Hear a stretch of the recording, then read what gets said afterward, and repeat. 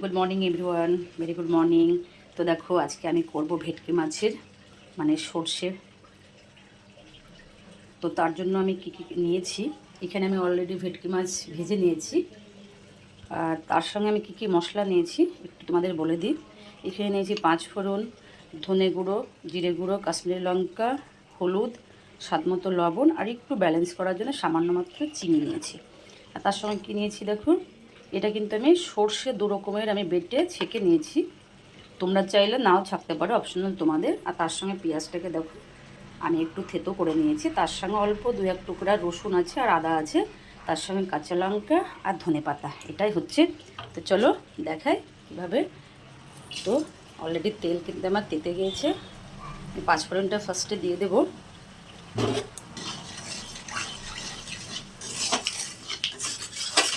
তো ভেটকি মাছ অনেক রকম করেই খেয়েছি, এরকম করে আর খাওয়া হয়নি, ওই জন্য দেখি আজকে কেমন লাগে খেতে। তেল গরম হয়ে গিয়েছে, আমি এবার দিয়ে দেবো পেঁয়াজ বাটাটা দিয়ে দেবো। পেঁয়াজটাকে একটু নেড়ে চেড়ে নেব। তো দেখো মোটামুটি একটু ভাজা হয়ে গেছে, এবার দিয়ে দেবো আদা বাটাটা। এটা দিয়ে একটু নাড়াচাড়া করে ভেজে নেব।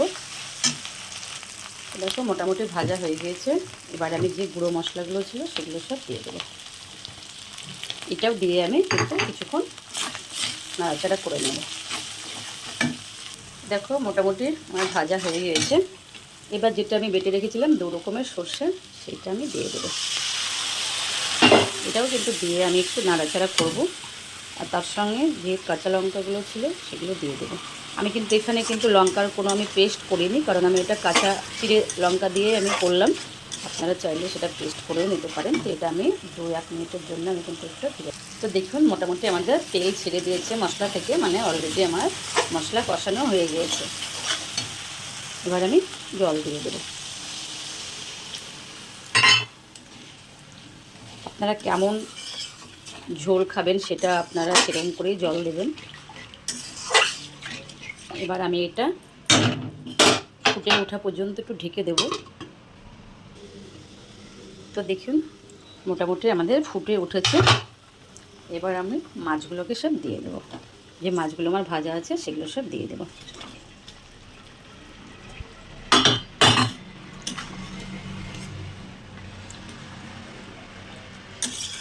মাছগুলো দিয়ে আমি 5 মিনিট মতো একটু ফুটিয়ে নেব। চলুন 5 মিনিট বাদে আবার ফিরে আসতে। চলুন একবার দেখে নিই, আমার প্রায় হয়ে এসেছে। এবার আমি একটু ধনেপাতা দিয়ে দেবো। ধনেপাতা দিয়ে আমি 1 মিনিটের জন্য ঢেকে দেবো। তো দেখুন আমি এবার গ্যাসটাকে অফ করে দেবো। মোটামুটি আমার রান্না রেডি হয়ে গেছে। তো অবশ্যই আপনারা রেসিপিটা ট্রাই করবেন।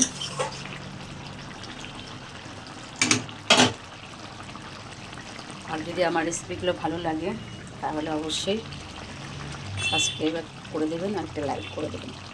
চলুন আজকে এখানে এন্ড করছি।